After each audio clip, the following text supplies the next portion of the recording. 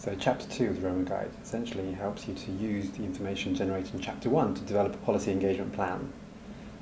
Essentially, the aim here is to help you generate enough information so you can maximise your chances of engaging with your target audience in the most appropriate way. There are 6 steps that we outline. And although there are 6 steps, we don't necessarily say you have to do all of them, nor do you have to do them in the order that we prescribe them in. Doing so does help you with making explicit and challenging the assumptions that you're making in a group environment, but also helps for M&E purposes.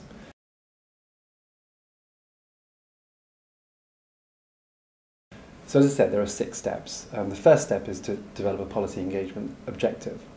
The second step is to, drawing on the information you generated in Chapter 1 about stakeholders, is to identify the kind of behaviour changes that you want to see in those specific stakeholders.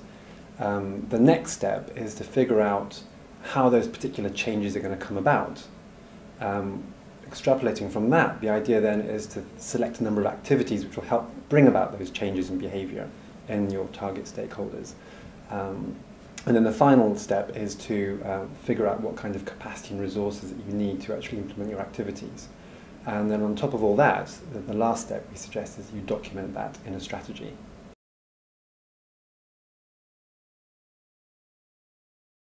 So for each step, we highlight a particular tool which you could use to generate enough information to help you undertake that particular step.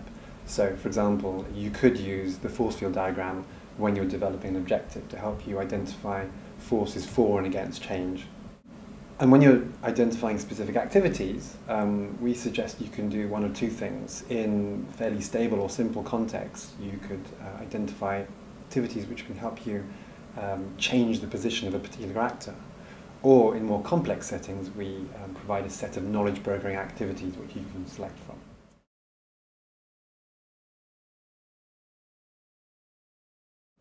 So finally, it's important to consider how much weight to give to planning. So for example, in emergency contexts, you probably want to spend less time on detailed planning and more time on doing monitoring learning activities based on an adequate plan.